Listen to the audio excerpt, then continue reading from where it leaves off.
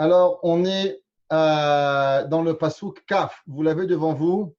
Ici, vous avez Passouk Yutet, on avait terminé. Et on est dans Passouk Kraf.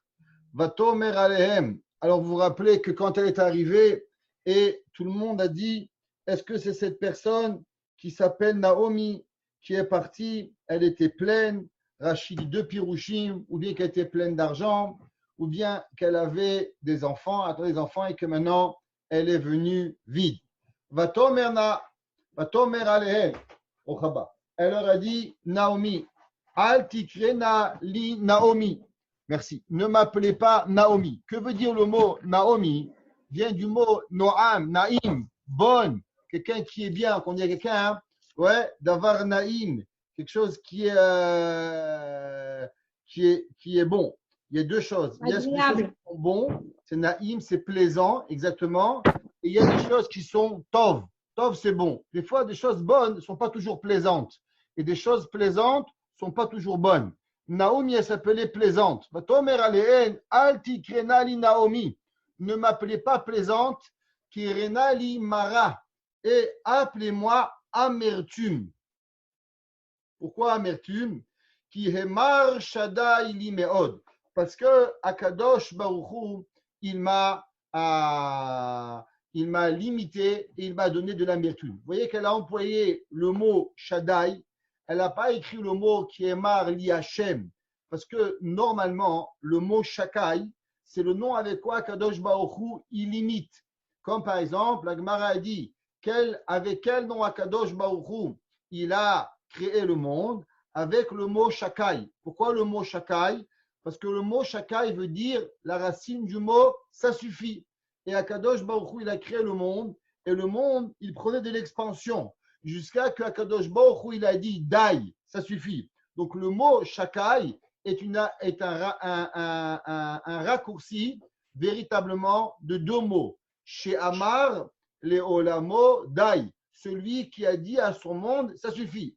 Donc le mot Shakai, il représente un petit peu une limitation.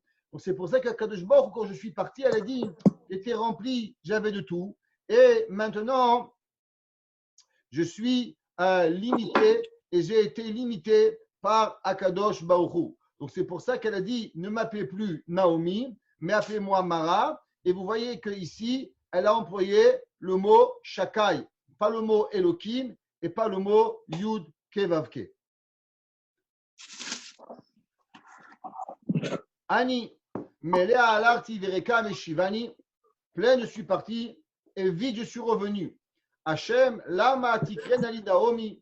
Pourquoi vous m'appelez encore plaisante? Vers Hachem, Anabi. Et Akadosh Baruchu, il m'a fait souffrir. Ve Shaddai Herali. Si vous voyez, Rashi, il va donner deux pirouchim sur le mot Anna. Que veut dire ici le mot Anna? Est-ce que le mot Anna veut dire répondre? C'est quoi la racine de ce mot ici, Anna? Alors, allons voir Rashi. Qu'est-ce que Rashi dit? Dit Rashi, Anabi, He'id alay sheirsheti lefanai. Que veut dire ici le mot Anna? Comme quoi Kadosh Baruch Hu, il m'a répondu. Quoi répondu comment? On sait que Kadosh Baruch Hu, il ne fait pas du mal aux gens qui font du bien. Donc, quand Akadosh Baruch Hu, il m'a puni, ça veut dire qu'il a témoigné sur moi que je suis une mauvaise personne. Parce que si j'avais été une bonne personne, alors Akadosh Baruch Hu, il ne m'aurait pas puni. Donc, du fait que Dieu il m'a puni, c'est comme si que Dieu il donnait un témoignage sur mes mauvaises actions. Et c'est ça qu'il dit. He'id alay, Akadosh Baruch Hu, il a témoigné sur moi que j'ai fauté envers l'éternel Akadosh Baruch Hu. Qu'est-ce qu'elle a fauté? Après tout, elle n'avait rien à faire. Et bien sur ça, la Gemara dans Masechet Chagiga, elle nous raconte une histoire de Rabbi Hanania ben Teradion, qui était Rabbi Hana ben Teradion, le beau-père de Rabbi Meir Balanes. On sait que Rabbi Meir était marié avec une femme qui s'appelait Brouria. Et son père, il s'appelait Rabbi Hanania ben Teradion. Et la Gemara dit qu'il a été pris, lui, il devait être brûlé vivant, sa femme décapitée et sa fille à être vendue comme prostituée à Rome. Et la Gemara a dit, pourquoi il a mérité toutes ces punitions? La Gemara a dit, parce que lui, quand il faisait Chiour, il ne faisait pas attention de ne pas mentionner le nom de Dieu dans la rue. La Gemara a dit, qu'est-ce que sa femme, elle a fait? La Gemara a dit, à cause que sa femme, elle aurait pu faire une remontrance et elle ne lui a pas fait. Et la Gemara, de là, on apprend que quelqu'un qui a le pouvoir de faire une tochacha à une autre personne et qui ne le fait pas, alors automatiquement, il est puni. Ici aussi, d'après ce pirouge de Rashi, Naomi, elle a dit, comme si que Akadosh Baruch Hu, il m'a puni parce que j'ai écouté mon mari. Et peut-être que j'aurais dû plus insister de ne pas partir en Moab, de ne pas marier nos filles avec des goyotes. Et du fait que je me suis plu, alors automatiquement, j'ai été puni. On voit de même avec Yov. Ramim nous disent qui était Yov. Ramim nous dit que Yov était parmi les trois conseillers de Paro. Au moment où Paro il a voulu tuer les enfants juifs, il y avait trois conseillers avec lui. Un qui s'appelait Bilham, un qui s'appelait Yov et un qui s'appelait Yitro. Bilham, il a dit tuer les enfants juifs. Yov, il n'a rien dit. Et Balak, Yitro, pardon, il a parlé pour le bien le peuple juif. Bilham, qui a parlé mal, il va être tué. Yitro, qui a parlé du bien, il va être récompensé d'avoir un gendre comme Moshe Rabbeinu. Et Monsieur Yov, à cause qu'il n'a rien parlé, il va mériter toutes les souffrances du monde. Et c'est pour ça que d'après ce pirouge Rashi, que Naomi a dit Id alay sheirshati lefanav. Malgré que Rashi plus haut, il avait dit, elle s'appelait Vatamot Ish Naomi, parce qu'elle n'avait pas le mot à la décision. C'est son mari qui avait décidé et elle non. Malgré cela, d'après Rashi, continue et dit mais elle aurait quand même peut-être pu lui parler, lui faire une touracha. Elle n'a pas fait, automatiquement, elle va être punie. Davar acher, vous voyez quand c'est marqué ici, Dalet Aleph, autre explication. Rashi donne une autre explication sur la traduction du mot Ana. Ana bi midat adin, kemo ve Ana geon Israël. Rashi, c'est que comme si qu'il y avait une machloquet dans le Shamaïm, entre Rahamim et midat adin, à savoir est-ce que je méritais d'être puni ou pas? Et qui c'est qui a parlé pour moi? Qui c'est qui a répondu à la miséricorde et qui a pris la midat adin, quand la midat rachamim, quand la miséricorde, la rigueur, eh bien c'est la midat adin. Donc Ana bi midat adin, elle m'a fait souffrir, ouais, la midat adin. Donc deux explications dans Rashi. Le pasuk qui continue et il dit Vatashov Naomi verut Amoavia Kalata, et elles vont revenir Ruth, la Moabite, et à Moavia Kalata, la belle-fille, Ima avec elle, Ashava qui revient d'Isde Moab des champs. Vehema Baou Bethlechem, et voici sont venus à Bethlechem, Betrilat Ketzir Seorim, au moment où on coupe les Seorim. Alors, qu'est-ce que la Torah veut nous parler avec ce moment où on coupe l'orge ici? Pourquoi la Torah nous donne le moment où on coupe l'orge? Alors, vous savez que dans la Torah, il y a deux moments. Le moment où on coupe l'orge et le moment où on coupe le blé. C'est quel moment où on coupe l'orge? Il vient à Rashi tout de suite et il dit Bitrilat Ketzir Seorim, Bektirat HaOmer.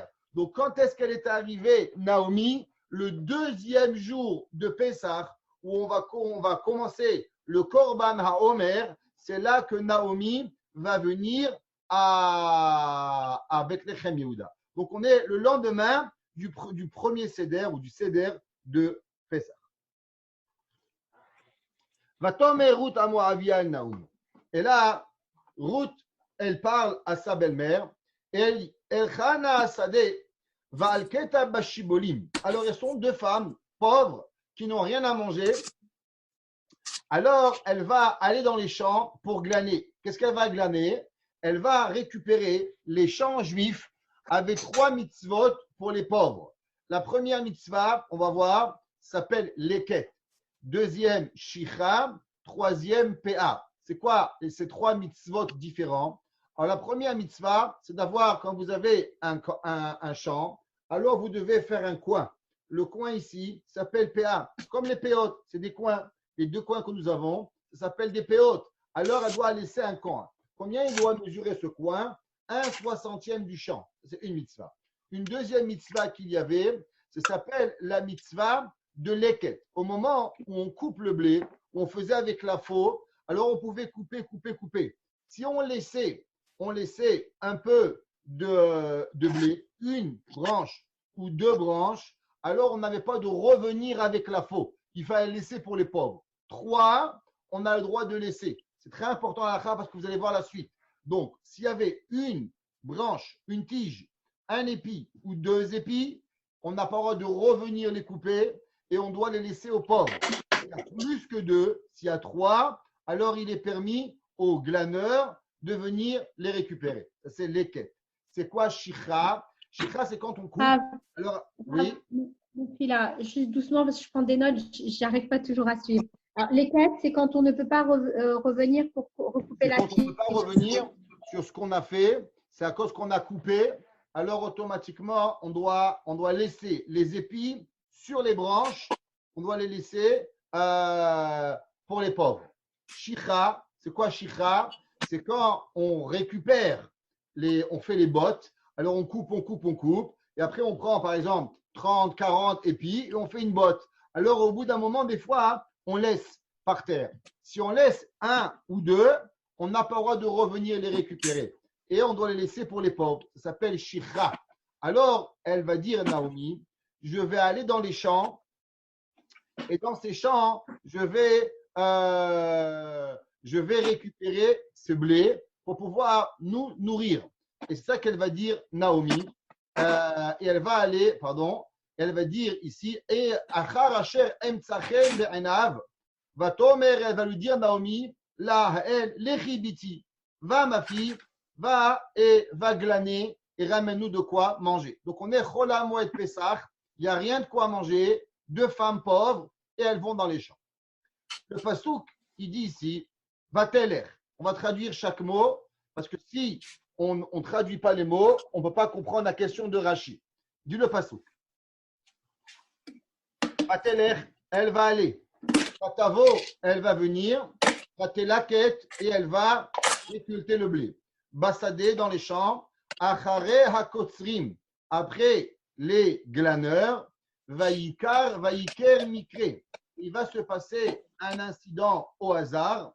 Chelkat hassadeh, qu'ils étaient dans le champ des parts de champ, les Boaz, deux Boaz, Asher mimishpachat Elimelech. Il dit Rachid, ici il y a un mot en plus. Quel mot en plus? Ici. Vatelech, elle est allée, Vatavo, elle est venue, Vatelaket, elle a glané. Pourquoi c'est marqué? Elle aurait dû être qui Vatelech, Vatelaket, elle est allée, elle a glané. Pourquoi c'est marqué Vatele, Vatavo, Vatelaket? Pourquoi la Torah, elle nous rajoute des mots? Il dit Rachid, une des raisons pourquoi, à cause, regardez Rachid ici, ouais, il dit Vatavo, Vatelaket, Bassadeh. Matsinu, Midrash Rout, qu'elle est partie dans Migilad Rout. Est-ce que vous connaissez l'histoire du petit poussé? Que le petit poussé, il avait peur de se perdre. Alors il a mis des pierres, il a fait des signes sur les arbres pour pouvoir récolter son chemin. D'où on a inventé l'histoire du petit poussé? Eh bien, l'histoire du petit poussé, c'est Rout. Dis le Midrash. Ad lo azlat, jusqu'à qu'elle est partie, chez où Omer Vatavo, qu'elle est revenue, Vaha Vatelaket, et là, Shaita Mesamenet Adrachim.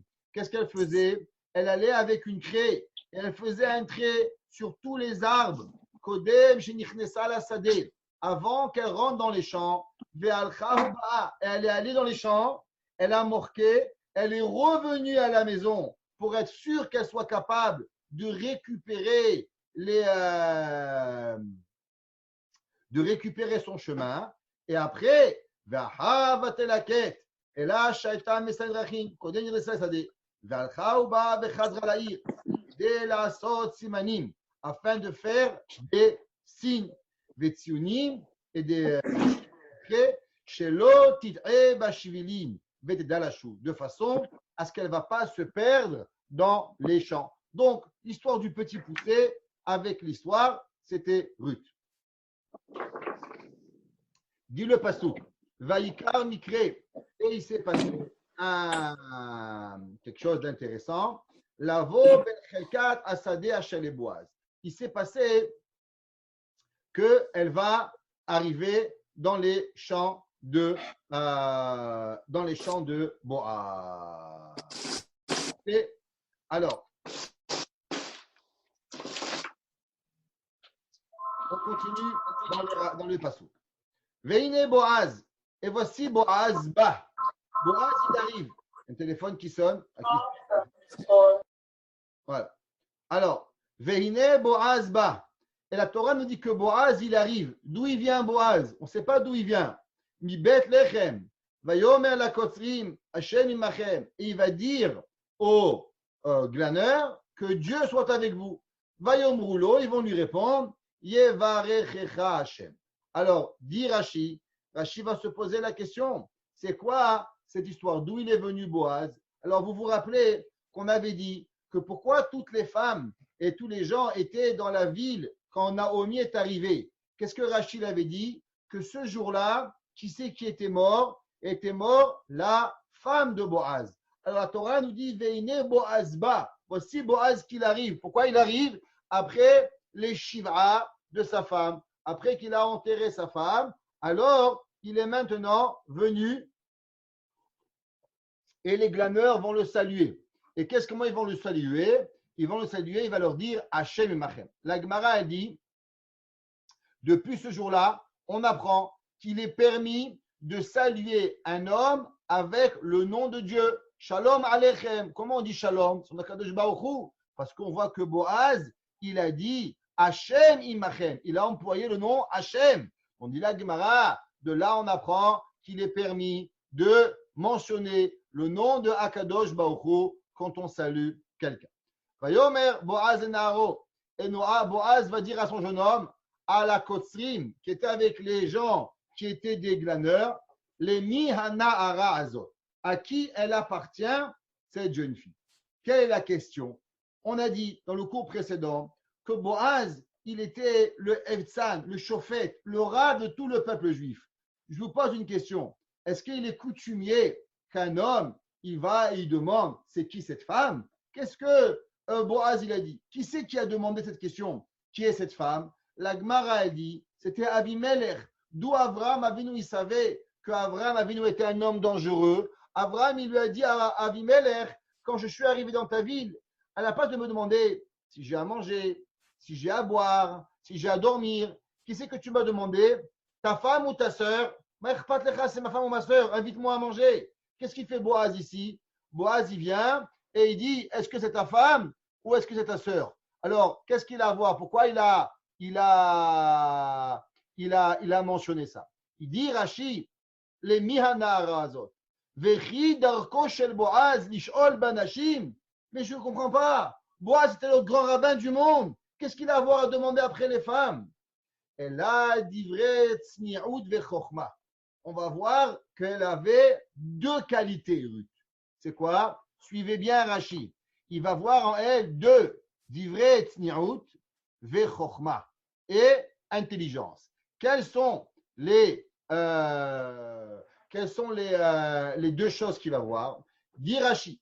Ra'a ba'ashte hashibolim lakta, shlosha ena lakta. D'abord, elle a vu que quand il y avait 3 tiges qui restaient, normalement, les pauvres, ils les prenaient, même qu'ils n'avaient pas le droit, mais ils ne faisaient pas trop attention aux lois et ils les prenaient. Il a vu que Ruth, vous vous rappelez, on dit que les quêtes et shicha, ouais, on n'a pas le droit de prendre s'il y a 3, seulement s'il y a 2. Avant de prendre quoi que ce soit, Ruth, elle faisait excessivement attention de compter. Est-ce qu'il y a 2 ou est-ce qu'il y a 3? S'il y a 3, elle ne prenait pas. S'il y a 2, elle prenait. Quand il a vu qu'elle calculait et vraiment qu'elle était makpedet sur la halakha, ça c'est ce qu'on appelle chokhma. Elle avait la sagesse de la halakha, à savoir de qu'est-ce qui est moutar et qu'est-ce qui est permis. Deuxième chose, Rashi vient à propos de Vehaya Melaketet Omedet, et elle récupérait debout ce qui était debout, Veshochevot Meyushav Kede Shelo Tishre. Alors, Rashi dit, il a vu qu'au moment où elle récoltait les épis, elle ne s'abaissait pas comme ça. Ce qui était debout, elle le prenait debout. Et ce qui était assis, couché, alors elle se mettait à moitié de ce côté, de façon à ce que jamais on puisse voir, chas v'shalom, des formes qui seraient pas tsniout. Donc il va voir deux choses, tsniout et chokma. Si je pousserais un peu la lecture du Rashi, je vous poserai une question. La première question, c'est Rashi l'a dit au début, qu'il a vu en elle deux choses, tsniout et chokma. La première chose, tsniout, la deuxième chose, chokma. Quand Rashi répond, d'abord il répond au chokma, et après il répond tsniout. Ouais? Pourquoi Rachid a commencé par tsniout et chokma et après il reva à chokma et à tsniout? Pourquoi Rachid il a changé l'ordre? Je ne sais pas si je vois personne, je ne sais pas si les gens comprennent mes questions ou pas. En tout cas, si vous ne les comprenez pas, vous me demandez. Très clair. Rachid répond là. Rav, j'ai du mal à prendre des notes. Ça va vite. Ah ben on vous enverra l'audio. D'accord, merci Rav. Alors, il dit Rachid, il y a une halakha. On répond à la première, deuxième. Normalement, les gens y pensent, quand je pose deux questions, alors il faut que je réponde. J'ai posé question 1 et question 2. Par quelle réponse je dois donner? Est-ce que je commence par la question 1 ou par la question 2? Eh bien, l'halakha, elle est qu'on doit d'abord répondre à la question 2. Pourquoi? On fait 1, 2. Qu'est-ce qui est tout de suite? C'est 2 et après, on revient à la 1. C'est pour ça que Rashi, c'est une Mishnah dans Masechet Pirkei Avot, il a posé deux questions. Il a dit, il a vu Tsniout et Chokhma. Rashi va nous expliquer d'abord ce que c'est Chokhma, 2, et après il va revenir à 1, de façon à ce qu'on se rappelle Tsniout Chokhma, et on fait qu'un seul bond après sur Tsniout. Même comment Rashi l'écrit, il y a des klalim et des règles à savoir comment arriver à traduire et à comprendre ce que Rashi dit. Pasuk Vav. Vaya'an an-na'ar anitzav el hakotzrim. Et il va répondre, le jeune homme qui est debout devant les glaneurs, et il va dire, Vayomar, il va dire, Na'ara Moaviyahi. C'est une jeune fille moabite qui vient de notre pays. Ouais. Ashava im Naomi, qui est revenu avec Naomi, Misde Moab, des champs de Moab. D'accord? Alors, le Malbim, il dit, qu'est-ce qu'il a voulu dire Moabite? Pourquoi il a dit ce verset, et il a dit qu'elle était Moabite? Normalement, on aurait pu penser qu'il a voulu la dénigrer. Pourquoi il a traité de Moabite? Ouais. Alors, il dit le Malbim que véritablement, il a voulu dire que même qu'elle était de Moab et qu'elle n'était pas de cette comment elle était là, quand même, elle a voulu s'occuper de sa famille. Maintenant, le pasteur qui dit deux choses. Il dit Nahara Moavia, elle est une jeune fille Moavia, et Ashava im Naomi, qui est venue avec Naomi. Demande Malbim pourquoi elle a eu besoin de dire qu'elle était Moabite, mais qu'elle était venue avec sa belle-mère. Alors, vous avez ici le Malbim, que je vous souligne, et il dit le Malbim, vous le voyez, et il dit Velo tish'al, eten leket le'ani akum. Comment c'est possible que j'ai laissé cette jeune fille Moabite, a priori Goya, rentrer dans le champ, parce qu'on n'a pas le droit, parce que le blé à qui il appartient?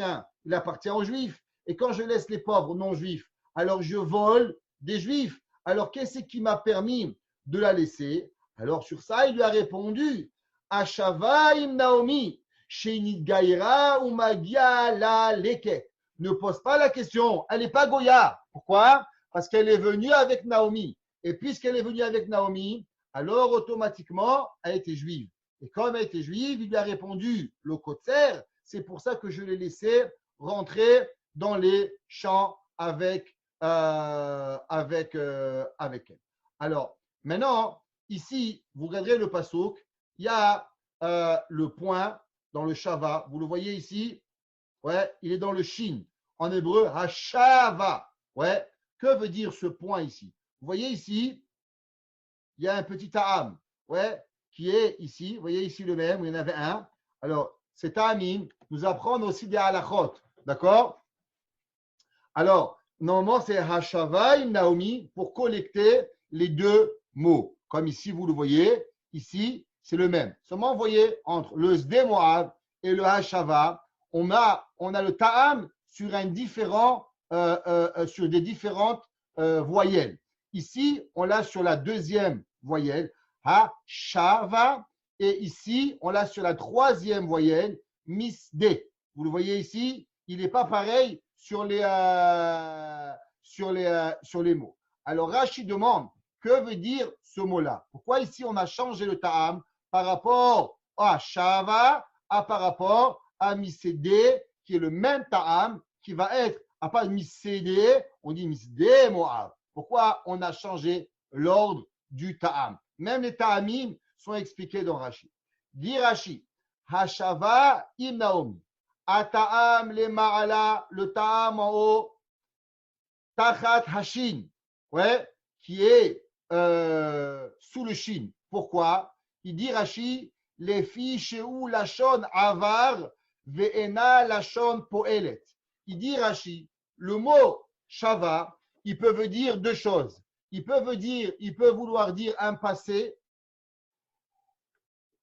hashava, qu'elle est venue, ou bien hashava, c'est un présent continuel.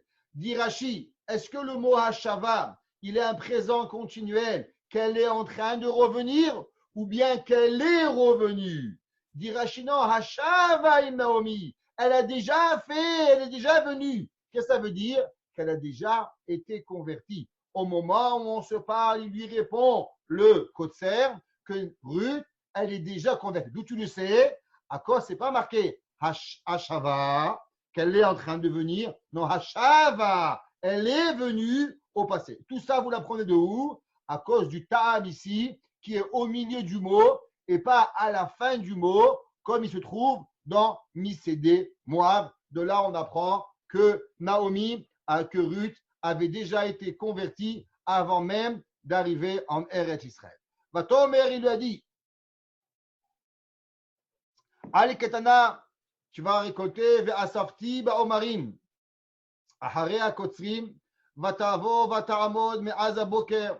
Et elle est arrivée depuis le matin, Ve'adata, ze shivta habayit me'at. Et voilà, elle a apporté seulement un tout petit peu de.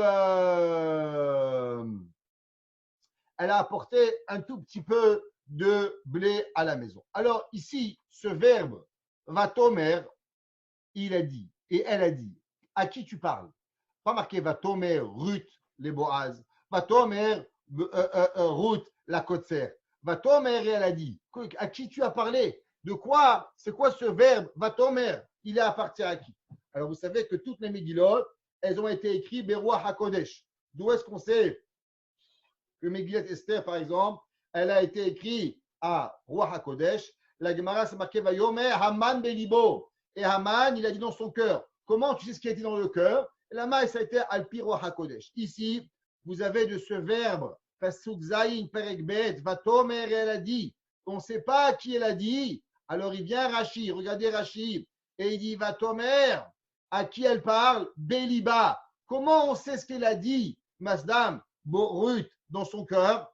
Ah, là on voit que la Megillah de Ruth, elle a été écrite Al-Pi Ruach HaKodesh. Et les Ketana, les Ket Hashibolim, qu'elle va prendre un petit peu des épis. Va asafti ba omarim, shicha shel omarim. Vous vous rappelez, on avait dit qu'il y avait trois halachot. Les Ket, première.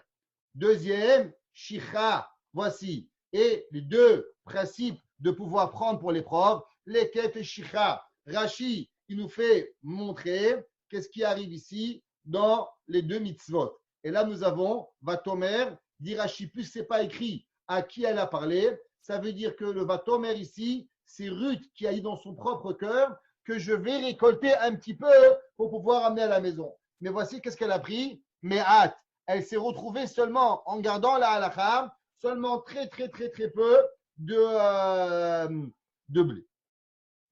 Vayomer Boaz el Ruth, et Boaz maintenant, il s'adresse à Ruth. Halo shamati biti. Il dit, j'ai écouté ma fille, al telchi lilkod besade acher. Ne va plus glaner dans les champs des autres. Vegam lo ta'avuri misé. Alors, expliquez un petit peu le contexte ici.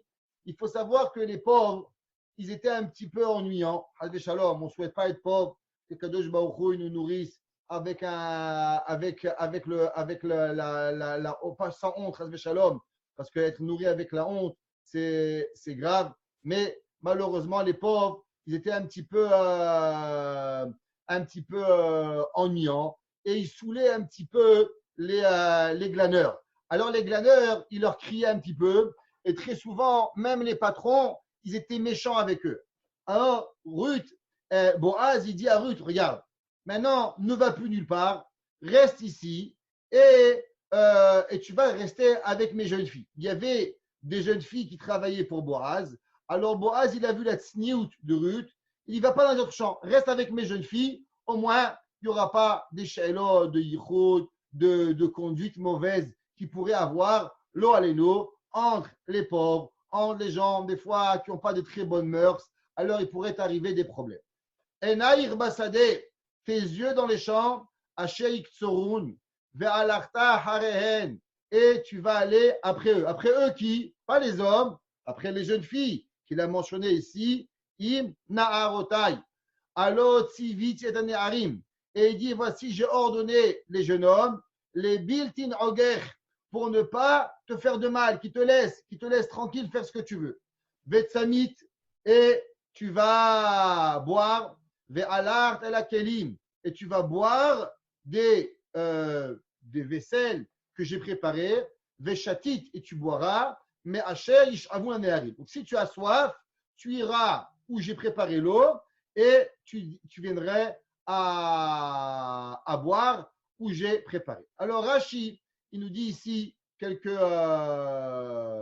dit. Le verset, a priori, il est mal conjugué parce que c'est marqué Vetsamit. C'est comme si il lui a donné une prophétie et tu vas avoir soif. C'est qu'elle ne va pas avoir soif. Dit Rashi, non, il ne faut pas dire Vetsamit et tu vas avoir soif. Il dit Rashi, non. Ve'im titzmei, et si tu as soif, alors, al te kalmi, n'aie pas honte, mileched velishtot mikli ha'mayim ha'sheish avun ha'neharim. C'est que Ruth avait tellement peur du gazelle que même de l'eau, elle ne voulait pas boire qui n'était pas à elle. Alors Boaz, il va comprendre et il va s'assurer qu'elle a le droit de boire sans même, hasbe shalom, avoir peur qu'elle ne boit pas. Donc, il va lui donner permission de boire. Va-t-il pas l'alpanéa? Et Ruth, elle va tomber dans sa face, il y a un respect devant le gadolador, Boaz, va-tishtachu arza. Et elle va se prosterner à lui, va-tomer ela, elle va lui dire, Madoua matzatichen be'anecha. Pourquoi j'ai trouvé grâce à tes yeux, les hakireni de me reconnaître, va anochi nochia, et moi je suis une étrangère. Va Yohan Boaz, va Yomerla, il va lui dire, Hugad ou Gadli, on m'a raconté, Kol asher asit, tout ce que tu as fait, elle était une fille de riche, qui a été Ruth.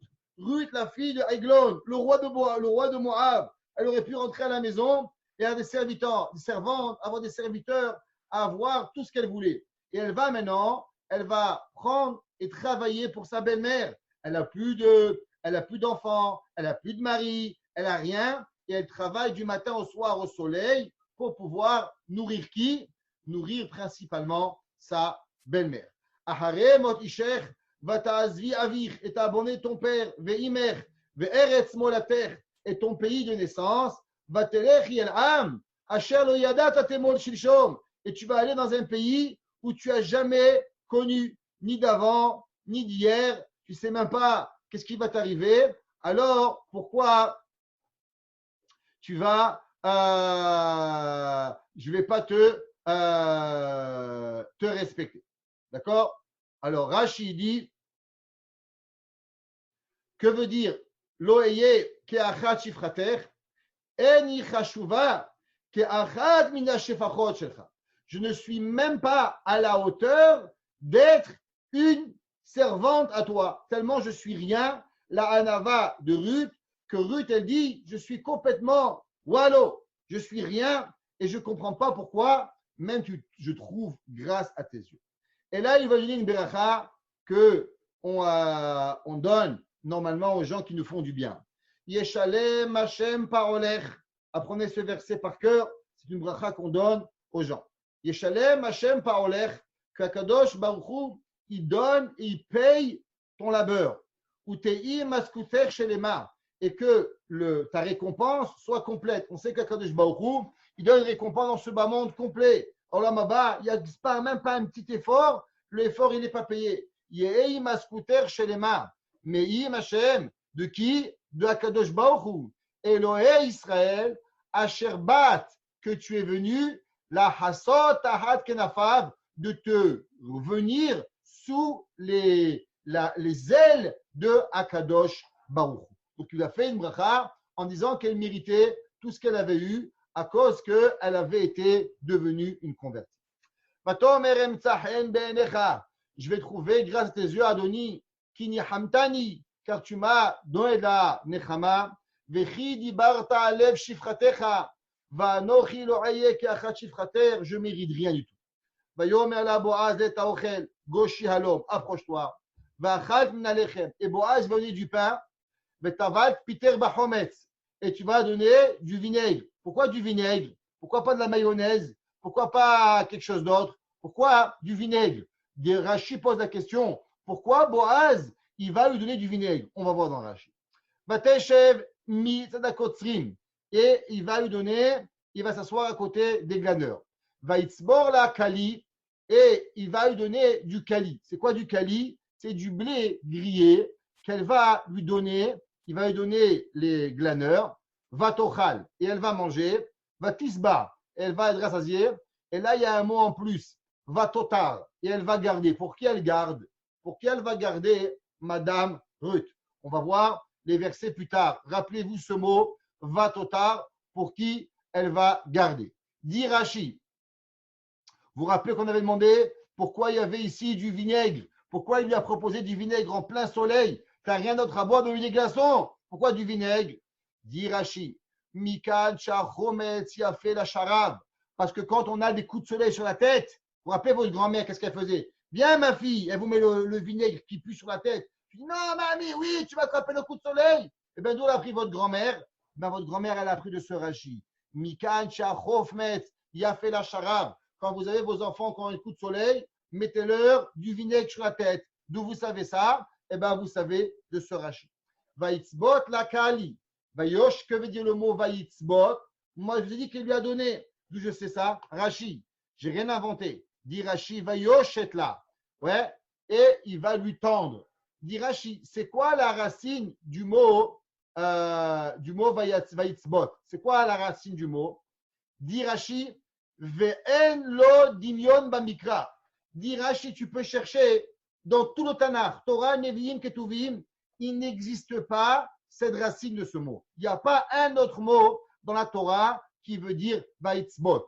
Alors il dit Rashi, d'où je sais c'est quoi la traduction de ce mot. Je te l'ai inventé, s'il n'y a pas un autre passouk. Comment? Exception qui confirme la règle.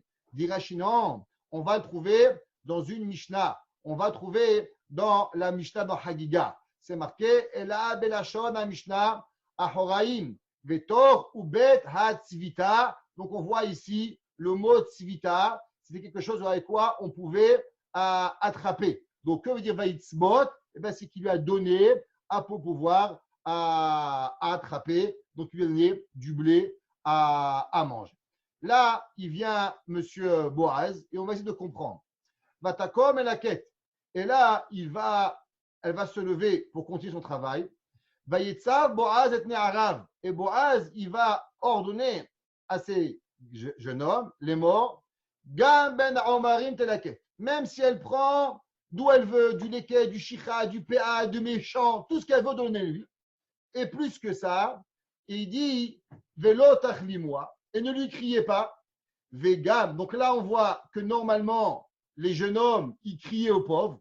Là, il y a attention, ne criez pas. Donc de là, on a la preuve à ce qu'on avait dit précédemment que pourquoi il lui avait dit reste chez moi et personne ne te criera, à cause que d'habitude, les glaneurs, ils criaient aux pauvres.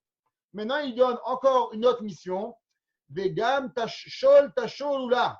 Et aussi, vous allez faire tomber. Quand vous allez récolter, exprès, vous allez laisser un ou deux. Et en ramassant, vous ferez tomber des épis pour qu'elle les ramasse. Minhat sevatim. Va'azavtem velikta velot ga'aruba. Et ne lui criez pas. Alors, intéressant que il va leur demander de lui faire tomber. On va voir Rashi. Ouais, Rashi dit Vegam shol tasholu avant qu'on va expliquer ce passage. Shachar tishkeru. Ouais, vous oublierez. Asu atzmechem. Faites comme si keilu atem shochachim. Comme si que vous oubliez. Et il dit que veut dire le mot shol tasholu? Ouais, que veut dire ce mot shol tasholu?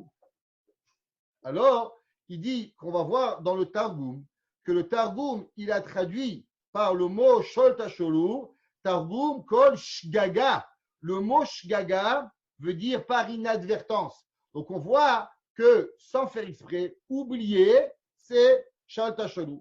Sheluta, vechen halashal, davar acher, lachon ki yashil zetecha, quand tes vignes, tes oliviers, ils vont tomber. Donc, est-ce que le mot shal tasholu veut dire faire oublier ou faire tomber? Donc, deux traductions dans Rashi. Pourquoi? Quelle est la traduction du mot shal tasholu?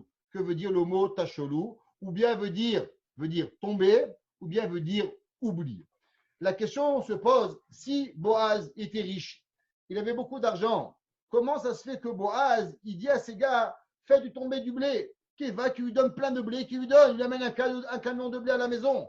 Comment se fait-il que Boaz, il utilise une petite tromperie pour lui donner du blé, mais il ne veut pas lui donner du blé dans sa propre main? Pour cela, on a une halakha. La halakha est dans le Shulchan Aruch, dans Ilchot Purim. Le Rama, il dit qu'on doit faire excessivement attention quand on donne des mishloach manot. Si par exemple, on a une almana ou une femme qui n'a pas de mari et qu'on doit faire attention de ne pas lui déposer les mishloach manot. Pourquoi? Parce que, chas v'shalom, ça peut être reconnu comme des kiddushim, comme un mariage. Parce que vous savez que pour marier une femme après la Torah, pas besoin d'avoir une bague qui coûte 100 000 $, juste avoir quelque chose qui vaut quelque chose. Un demi-grain, la valeur d'un demi-grain d'orge en argent. Ça, c'est la valeur que la Torah, pas qu'elle a donnée à une femme. La femme, elle n'est pas un animal, elle n'est pas une charrette, elle n'est pas une voiture. La femme, elle n'a pas de valeur. C'est le mot et l'acquisition des obligations de mariage, ils viennent à travers une acquisition monétaire, ou bien un contrat, ou bien un rapport intime. Mais ce n'est pas que la femme, elle vaut une prouta. Les femmes, elles ne valent pas une prouta, et les femmes ne valent pas un contrat, et elles ne valent pas un rapport. Rien à voir. C'est avec quoi on est capable de transiger des obligations. Que le mari s'engage envers la femme et que la femme s'engage envers le mari. Ça, c'est le mariage. Le mariage, en aucun cas, on achète une femme. Votre mari ne vous a pas acheté. Rien. Vous n'êtes pas un cheval. On ne vous achète pas. Et votre mari, il ne vous vend pas non plus. Alors, automatiquement, la halakha, elle est quand on donne quelque chose à une femme, et si on pourrait parler de mariage, alors elle pourrait être mariée. C'est pour ça que Boaz, il a eu excessivement peur que les gens pensent que Ruth, elle va être mariée avec lui. Comme on va voir que par la suite, il y avait une grande discussion. Est-ce que Ruth, elle était possible d'être mariée à un juif, oui ou non? Donc, tant qu'on n'a pas tranché la halakha, est-ce que Ruth, elle est mariable ou elle n'est pas mariable? Alors, c'est pour cela que Boaz, il n'a pas voulu donner rien à Madame Ruth, et il va lui donner d'une façon aléatoire, sans même qu'elle se rende compte. Plus que ça, c'est marqué aussi dans les livres, que la meilleure des tzedaka, c'est de donner parnassa à quelqu'un. On dit en français, à un enfant, tu lui donnes du poisson, à un adulte, tu lui apprends à pêcher. Donc, pour ne pas vexer Ruth et qu'elle se sente pauvre, alors elle lui donnait de façon à ce qu'elle ne se sente pas, qu'elle me soit redevable en rien. Du le pasuk va la quête, Basade Ada Erev, et elle va récolter dans le champ jusqu'à la nuit, va tahbot ashaliketa, et elle va faire un panier, elle va faire une botte, va y ce fut que Efa Seorim, comme une Efa. C'est combien une Efa? Alors, une Efa, c'est de quoi manger 10 jours.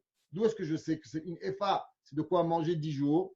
Alors, on sait que dans le désert, on recevait la manne. Combien on recevait la manne? Quelle était la quantité de manne chaque personne recevait? Elle recevait la quantité de Homer. C'est combien le Homer? Le Homer, c'est une quantité. Et la Torah dit Asirit ha'efa, une dixième de Efa. Et la Gemara a dit pourquoi on recevait de la manne un Homer? De quoi nourrir une personne? Une personne par jour, elle doit manger un Homer, qui est un dixième de Efa. Combien elle va récolter ce jour-là, Ruth? Une Efa, c'est Orim. Combien? 10 fois de Homer. Donc elle va se nourrir avec, elle va amener à la maison beaucoup de quoi manger qui était énorme à l'époque. Vatissa, Vatavo, elle va venir, elle va apporter à la ir, va tirer Hamota, et Hachel Iketa, et sa belle-mère va voir ce qu'elle a raconté, Vatotse, Vatitena, et Hacher Hotira. Vous vous rappelez quand Boaz lui a donné à manger? C'est marqué qu'elle a mangé, elle a gardé. Pourquoi elle a gardé? On a demandé pour qui elle a gardé. Eh bien, elle a gardé pour sa belle-mère. Parce qu'elle s'est dit, ce soir, je vais arriver à la maison. Ma belle-mère, elle n'a rien mangé de la journée. C'est vrai, je vais apprendre le blé. Le temps que je sépare le blé, je vanne le blé, je fais du pain. Elle va mourir de faim. Alors, pour pas que Naomi, elle attende de quoi manger, elle a gardé ce qu'on lui a donné de façon à ce que dès qu'elle arrive à la maison, Vatitena et Hacher Otira, ce qu'elle a gardé, Misova. Et elle a même pensé à ce que sa belle-mère, elle a de quoi manger immédiatement au moment où on va. On voit d'ici la mida extraordinaire qu'elle avait Ruth, qui était cette mida magnifique, qui était du chesed à un niveau qu'on n'a même pas d'idée. Ouais, où est-ce que tu as récolté aujourd'hui? Elle ne savait même pas où elle était. Ouais, et la personne qui soit bénie, et elle va dire à son belle-mère, Asher Aseta Imo. Il disait ces mots, traduction en hébreu, qu'elle a fait à lui, Asher Aseta, qu'elle a fait Imo. Que veut dire? Qu'est-ce qu'elle lui a fait à Boaz? Qu'est-ce que Ruth, elle a fait? On aurait dû dire Asher Asa Ima, qu'il a fait à elle. Ça, c'est la traduction et la conjugaison du mot. Pourquoi c'est marqué Va être Asher Aseta, que elle a fait Imo avec lui? Il lui a rien fait. Elle n'a rien fait à Boaz. C'est Boaz qui lui a fait. Dit la Gemara, non. De là, on apprend combien la mitzvah de Chesed. Celui qui fait du Chesed. Vous pensez qu'en nous, on donne à un pauvre. C'est nous, c'est le pauvre qui gagne. C'est nous qu'on gagne. La preuve, elle lui a dit, c'est vrai que je suis pauvre, mais avec qui j'ai gagné? Asher Aseta Imo. C'est à lui que je lui ai fait. Vatomer Shem Aish. Asher Asiti Imo. Encore une fois, Hayom Boaz, il s'appelle Boaz. Donc là, maintenant, Ruth, elle ne savait pas qui s'appelait Boaz et qui était Boaz pour elle. Vatomer Naomi le Kalata. Et Naomi, ça s'appelait Baruch Hashem. Merci mon Dieu. Cher lo azav chalot hachayim et hametim, les vivants et les morts. Vatomer la Naomi, karov lanu aish, migo aleinu. Que cet homme, il est notre sauveur. Alors, qu'est-ce que ça veut dire cette histoire de sauveur? Alors, on n'aura pas peut-être le temps d'expliquer toute l'histoire ici. Alors, laissez-moi un peu vous expliquer qu'est-ce qui arrive. Beaucoup de personnes pensent que Ruth et Boaz vont faire une mitzvah qui s'appelle Yiboum, Lévira. On a déjà expliqué que la mitzvah dans cette paracha, elle n'a rien à voir avec Yiboum. Pourquoi elle n'a rien à voir avec Yiboum? Parce que pour pouvoir faire Yiboum, il faut deux frères. Machlon et Kilion, ils sont morts. Donc si Machlon et Kilion, ils sont morts, il n'y a plus de mitzvah d'Yiboum. Donc s'il n'y a plus de mitzvah d'Yiboum, qu'est-ce qui se passe dans cette histoire de Megillat Ruth? Alors pour faire les choses simples, claires, nettes et précises, il y a la mitzvah de Géoula. C'est quoi la mitzvah de Géoula? La mitzvah de Géoula, c'est la mitzvah suivante. Quand un homme, il vend ses terrains à cause qu'il il a perdu son argent, il y a une mitzvah à la famille de racheter les terrains pour les donner à un membre de la famille. Exemple, si moi, je perds mon argent, Dieu préserve, on n'est pas, le perdre alors. Alors, je prends mes terrains. Mon frère, il a une mitzvah de racheter mes terrains et de me donner. C'est en Eretz Israël. Il n'y a pas ça au Canada. Vous vendez la maison, tant pis pour vous. Mais en Eretz Israël, comme Atamida chez Tekayam, quand vous devez que les terrains, ils restent aux familles. Alors moi, j'étais la tribu de Shimon. J'ai vendu mon terrain à la tribu de Dan. Alors la tribu de Shimon, ils ont une mitzvah de racheter mon terrain. Dans cette histoire, il y avait 4 frères. Qui étaient les 4 frères? Il y avait Boaz, il était un frère. Il y avait le papa de Boaz, le papa de Naomi et un homme qui s'appelait Tov, qui s'appelle aussi Peloni Almoni. Maintenant, Naomi, elle va vouloir que quelqu'un lui rachète les terrains. D'après la halakha, personne n'était obligé. Pourquoi? Parce que Naomi, elle était une femme. Et quand une femme, son mari, il est mort et ses enfants sont morts, alors elle n'a plus d'héritage, elle n'a plus rien. Alors automatiquement, il n'y a pas une mitzvah de racheter les terrains pour les rendre à la femme. Parce que la femme, elle n'est pas dans la famille. Donc, Minadine, il n'y avait aucune obligation à personne de racheter les terrains. C'est pour ça que maintenant, Naomi et Ruth, ils vont essayer de trouver un stratagème, comment convaincre quelqu'un de racheter ces terrains. Et cette mitzvah, elle s'appelle mitzvah de Géoula, délivrance. Malgré que plus tard, vous allez voir, c'est marqué Vaishlof Ishna'alo, et un homme, il va enlever. Beaucoup de gens, ils ont mal traduit le passou. Ils ont traduit Na'alo, chaussure. C'est faux. Si Beth Hashem, on arrive, on verra que Na'alo veut dire un gant. C'est quoi un gant? C'est ce qu'on appelle la mitzvah de Khalipin. C'est quoi mitzvah de Khalipin? Alors, je vous explique un petit peu de quoi on parle. Dans la Torah, il y a des façons d'acquérir certaines choses. Comment on acquérit certaines choses? Par exemple, je vais acheter ce stylo. Alors, je vous donne $10 et vous achetez, vous venez le stylo. Ou l'inverse, je vous donne le stylo, vous venez $10, on achète l'argent. Deuxième façon, vous voulez m'acheter mon stylo, vous n'avez pas l'argent. Je vous donne le stylo et vous me devez $100, pas de problème. C'est aussi une façon d'acquérir. Une vache, il ne faut pas lever une vache. Alors, on tire une vache. OK? C'est une chose. Il y a une autre façon d'acquérir, ça s'appelle chazaka. C'est quoi, par exemple? Un terrain, je rentre, je commence à faire des murailles, je fais des barrières, ça s'appelle chazaka. Je fais des trous. Je fais des trous chez moi à la maison, je vous crie dessus. Vous n'avez pas des trous dans ma maison. Mais dans votre maison, faites tous les trous que vous voulez. Donc, un homme, il prend un marteau, il commence à faire des trous dans la maison. Alors, c'est à lui. Na'al gadar ou paras. Ça s'appelle faire des actions qui font montrer qu'on est propriétaire. Pareil, il y a une autre forme de kinyan qui s'appelle Khalipin. D'où il vient Khalipin? C'est une machloket dans les Rishonim. Des Rishonim, ils disent, c'est d'Atora. Bemet le Radbaz, Rabbi David Ben Zimra, dans les Teshuvot, il ramène, il dit que c'est pas vrai, que Khalipin, c'est pas de Horaïta. Khalipin, c'est seulement des Rabanan. Malgré qu'on voit ce kinyan dans Megillah de Ruth, on va expliquer, mais c'est pas sûr qu'il est la Torah. C'est quoi ce kinyan? Alors, on prend un tissu et on dit, voilà, je lève le tissu, et maintenant, moi, je m'engage à vous acheter la maison et à vous engager à me vendre la maison. Moi, je vous dois $1 million et vous devez la maison. À partir du moment où on lève ce tissu, ça s'appelle kinyan khalipin. C'est quoi la racine du mot khalipin? Veut dire les achlif, transvaser. Moi, je vous dois 100 millions et vous me devez le bâtiment à Tel Aviv ou à Yerushalayim ou à Ashdod où vous avez envie de vous donner. C'est ce qu'on appelle khalipin. Dans cette parachute, dans la Megillat Esther, principalement, il y a Ruth, Naomi plutôt, elle a envie qu'on rachète les terrains de son mari. Pourquoi? Parce que le nom de son mari, il va être abandonné. Bientôt, il n'y a pas d'enfant. Comment on va se rappeler qu'il y avait un jour un homme qui s'appelait Elimelech? Comment on va se rappeler de ça? Comment on va se rappeler qu'il y avait un homme qui s'appelait Machlon? Comment on va se rappeler qu'il y avait un homme qui s'appelait Kilion? Comment on va se rappeler tout ça? Alors, Naomi, elle va demander à Ruth d'essayer de convaincre Boaz de racheter les terrains. Mais Boaz va dire, pourquoi tu veux que je dépense $1 million? Pourquoi tu veux que je dépense une fortune? Qu'est-ce que je vais avoir?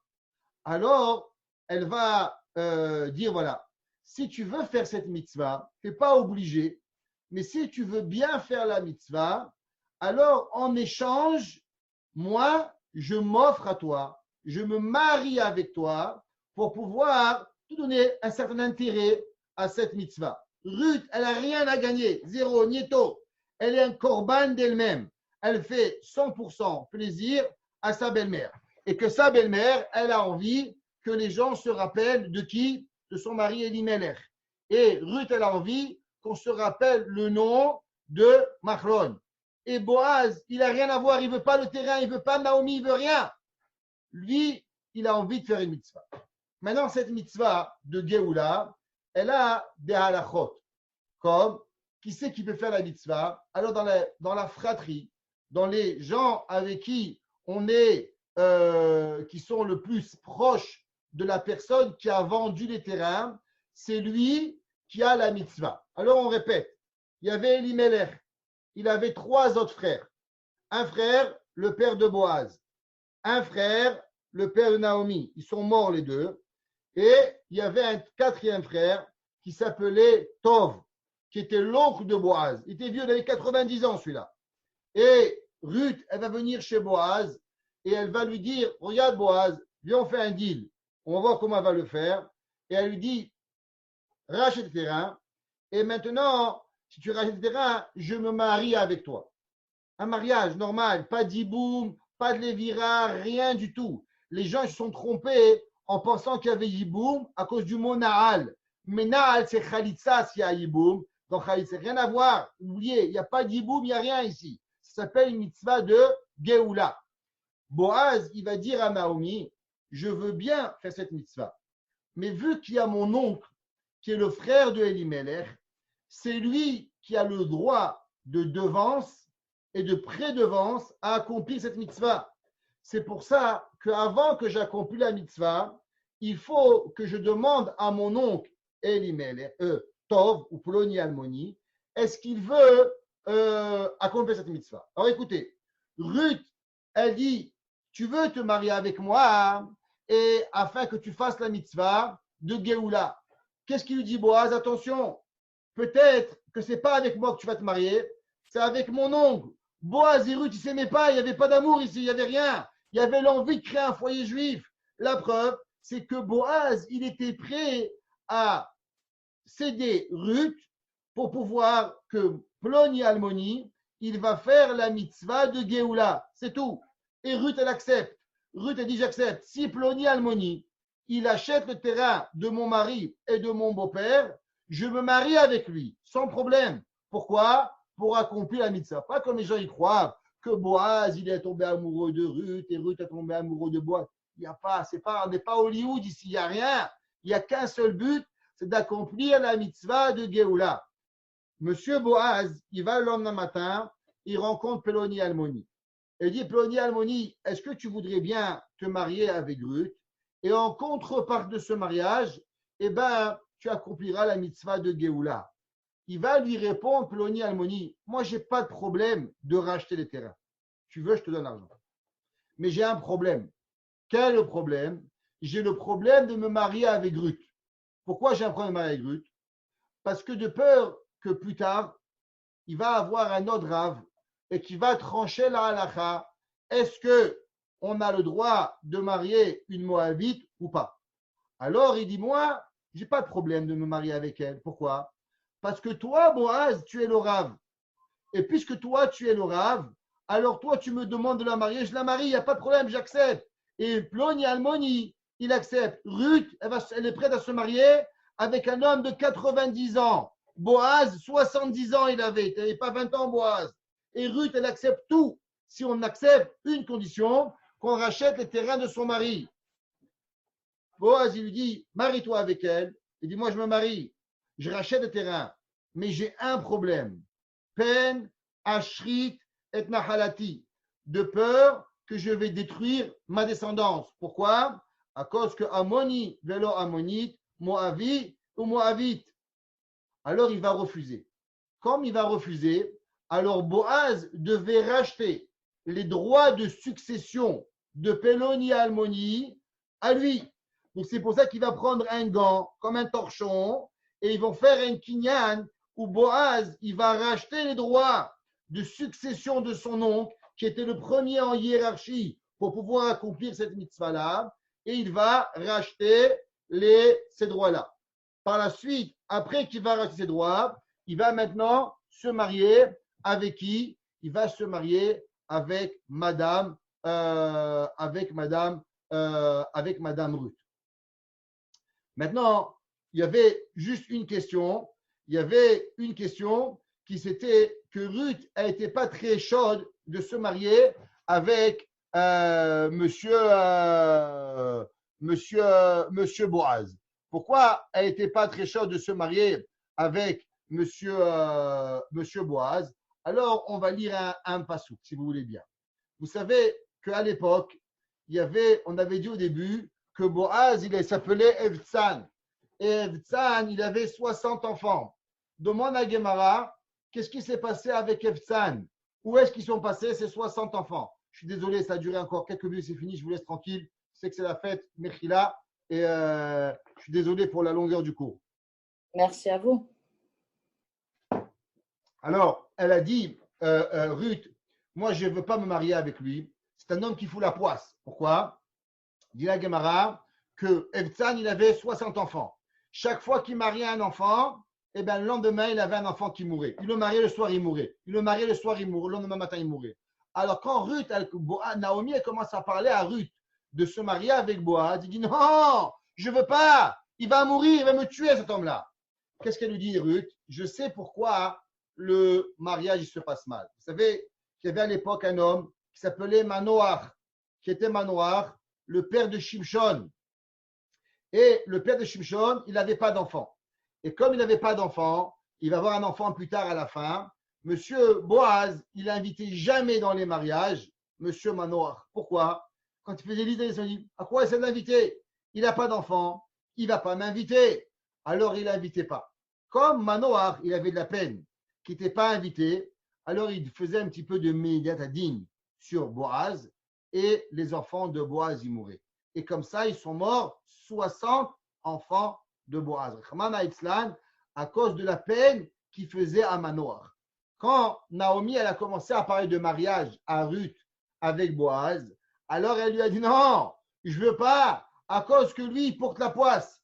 Elle lui dit Naomi, t'inquiète pas, j'ai la solution pourquoi il porte la poisse. Suivez avec moi le passouk ici devant vous. Vatomer la Naomi Hamota.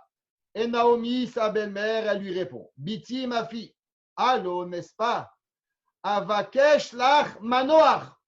Je vais te chercher Manoach. Qu'est-ce qu'il a à voir Manoach ici? Asher Itavlach, qui va te faire du bien. Il dit un des Gedolim qui vivait en Espagne au 15e siècle. Il dit, tu sais qu'est-ce qu'elle lui a dit Naomi?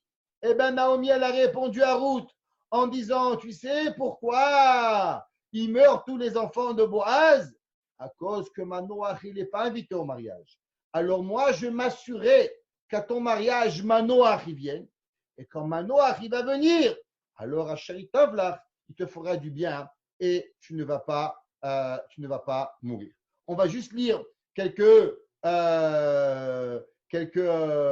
versets, comme ça, quand vous allez voir que tout ce qu'on a dit, c'était vrai et que Chazvé Shalom, il n'y a pas. Alors, madame, Boaz. Excusez-moi, Rabbin. Oui. Rabbin Mir, excusez-moi. Donc, elle n'était pas. Elle n'a pas fait de son plein gré, Naomi. Je veux dire Ruth. Ruth, elle n'avait aucune volonté. Rien du tout. Elle était et alors pourquoi elle a dit alors pourquoi elle a dit Ok, merci. Et maintenant, voilà qu'est-ce qu'il lui dit Boaz. Ouais. Et il lui dit voilà Veata maintenant, qui emnam, je veux bien, il lui dit Boaz, te marier, faire tout ce que tu veux, et racheter un, qui goel anochi, parce que je suis un délivreur. Vegam yesh goel karov. Vous vous rappelez que je vous ai expliqué la hiérarchie? Il y a un homme qui est plus proche que moi. Donc, si tu veux, tu vas toi te marier avec cet homme-là si il accepte. Alors, elle va rester avec lui et le lendemain matin, ouais, elle va arriver au marché. Ou Boaz, Allah Sha'ar, et le matin, il allait au marché. וישב שם והנה הגואל עובר, כתי גואל פלוני אלמוני, אשר דיבר בועז, ויאמר סורה Sheva Popeloni Almoni. Viens, viens, je vais te parler. Vaïkach, il a pris Asara, Anashim, Mizikne Aïr. Il a pris 10 hommes. Vayomer Shevupu, Vayeshevu. Vayomer la Goël, Chelka Dasadeh, Lachala, Chinou, Elimelech. On a une partie du terrain qui appartient à notre frère Elimelech. Macha Naomi, elle a vendu Naomi. Ashava, Miss de Moab, Kéon. Vous voyez qu'ici, on ne parle pas de mariage, on parle que de terrain. Quel rapport? Ben, le rapport, c'est la mitzvah de Géoula.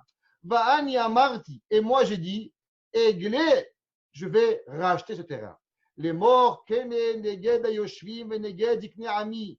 Im Tigal, Geal. Si tu veux racheter, rachète. Vim lo Igael, Agidali.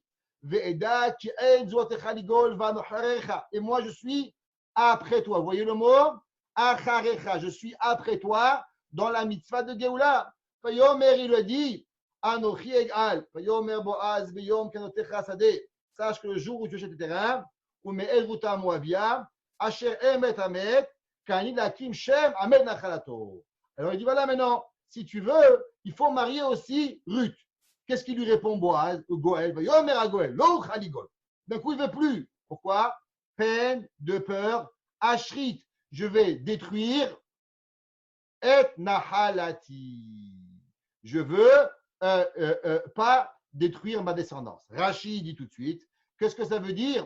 Il dit Rashi, Zari, ma descendance, Nahalat Hashem Banim, la tête Pgam Bezari, pour pas que mes enfants soient appelés mauvais, Shenema lo yavo Amoni ou Moavi, Beta'a ba Amoni velo Amoni, et ils ne savaient pas que la lacha c'était seulement les hommes et pas les femmes. Alors, il lui a dit, Geol echata, toi fais la mitzvah, Peloni donne à Boaz de faire la mitzvah, qui l'ont chaligol parce que je ne pourrais pas. Alors la Torah nous dit comment il va acheter Boaz les droits de redevance de Peloni Almoni qui avait le droit de racheter les terrains. C'est sa mitzvah. Vezol difnim be Israël a Geoula Temura, les kayem kol davar shalaf ish na'alo. Que veut dire ici le mot na'alo? La majorité des gens, ils se trompent et ils pensent que le mot na'alo, ici, il veut dire une chaussure. Il n'y a rien de chaussure ici. Ici, le mot, il vient parler d'un gant. Que quoi? Qu'ils avaient l'habitude de se changer les gants et avec ce gant-là, ils parlaient et ils pouvaient acquérir, comme je vous ai expliqué déjà, qui était le kinyan khalipin qu'il y avait entre les hommes pour pouvoir lever comment on appelle ça, un objet entre deux personnes pour pouvoir acheter quelque chose entre deux personnes. J'essaie juste de retrouver ici où c'est écrit que ce n'était pas un gant, que ce n'était pas une chaussure, mais que c'était un gant. Ok, on ne retrouve pas parce que on est pressé, c'est toujours comme ça. Alors il lui a donné Vezot Hateuda be Israël. La Torah nous dit qu'est-ce qui se passe? Vayomer Agoel le Boaz, Kene lecha vaishlof na'alo, Vayomer Boaz la zekenim. Et là, Boaz il dit Vechol ha'am edim atem, vous êtes témoins. Hayom ki kineti et kol asher li Elimelech. J'ai racheté tous les terrains. Vet kol asher li Kilion ou machlon miyad Naomi. Vegam et aussi Edrut Moavia Shet Machon Kaniti Elisha. Les Hakim Shem Ahmed Nachalato. Pourquoi? Parce que de façon à ce que les gens, quand ils vont voir Ruth rentrer dans les champs, ils vont dire c'est qui cette femme? Eh bien, ils vont dire c'est la femme de Machlon qui s'est mariée avec Boaz. Alors, grâce à cela, le nom de Boaz, il va rester, le nom de Machlon va rester vivant. Regardez Rashi, Mitor chez Ishto Yotza, qu'elle va sortir Uba'a ben Halata. Elle va rentrer, elle va sortir dans les champs. Ou machneset ou motzia, omrim zot haïta eshet machlon. Les gens vont se rappeler qu'elle était une fois la femme de Machlon. Shemo nizkar alea. Alors, elle va rester, le nom de son mari va rester vivant. Donc là, on apprend les halachot qui nous intéressent. Donc, il n'y a pas de yiboum, il n'y a que la mitzvah de Géoula. Et vous, juste que vous devez savoir, Boaz, il va se marier. Et de là, on apprend qu'il y avait 10 personnes. Ouais, et il va marier Ruth. Et quand il va marier Ruth, il va y avoir aller à la Torah, il va aller avec elle une fois. Il va mourir le lendemain matin. Il va se marier le jour. Il va aller avec elle le soir. Le soir, mais il va mourir, Boaz, et elle va avoir un enfant. Et elle va appeler cet enfant-là, elle va le faire. Ce qu'elle va faire avec cet enfant, c'est incroyable. Elle va le donner à sa belle-mère Naomi, jusqu'à ce que les gens vont croire que le bébé était l'enfant de Naomi, tellement il va grandir chez Naomi, et pour enlever la peine de Naomi, et de là va sortir la